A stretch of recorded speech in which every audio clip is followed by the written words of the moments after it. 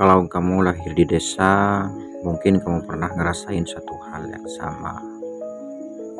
Kerja capek dari pagi sampai sore, tangan kotor, badan pegal, tapi tetap dianggap gak punya masa depan. Banyak orang desa kerja lebih keras dari orang kota, tapi dihargai paling rendah. Bukan karena kita malas, tapi karena apa yang kita kerjakan sering diremehkan. Padahal ada bisnis di desa yang kelihatannya kecil, kelihatannya biasa, tapi diam-diam menghidupi satu keluarga. Masalahnya cuma satu, kita keburu malu sebelum mencoba.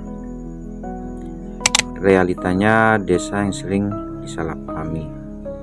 Di desa banyak orang bukan gak mau usaha, tapi takut diremehkan, takut dibilang, cuma itu doang, masa gitu doang dikerjain, kapan majunya? Padahal yang bikin orang susah itu bukan usaha kecil, tapi gengsi yang terlalu besar. Jadi berikut ini gue mau ngasih ke kalian 3 ide bisnis yang bisa hidupin kalian di desa. Yang pertama, bisnis warung kecil atau sembako. Bisnis pertama ini sering banget diremehkan, warung kecil. Katanya untungnya kecil, capek, gak keren. Tapi coba kamu perhatiin, warung kecil itu gak pernah sepi kebutuhan.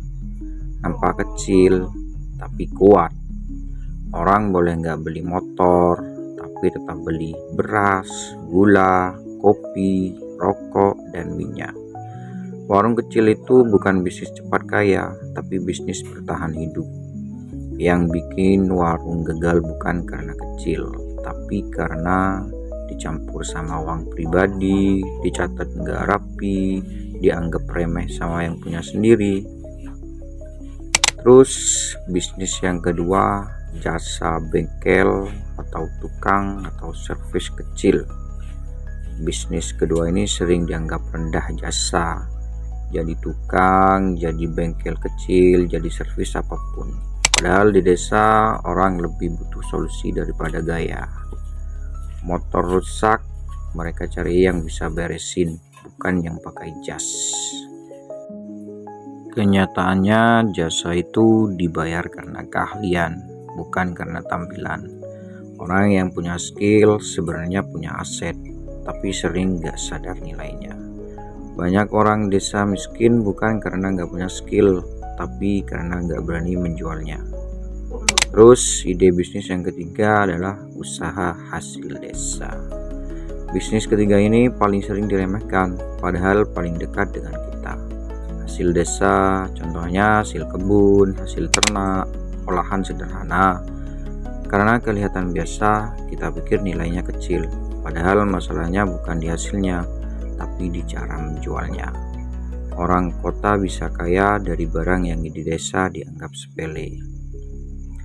Yang mungkin kita tertinggal bukan karena nggak punya apa-apa, tapi karena nggak pernah menghargai apa yang kita punya.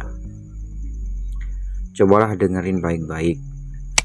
Yang bikin orang desa susah maju bukan karena desanya, tapi karena malu mulai dari kecil, takut diremehkan, kebanyakan mikir omongan orang.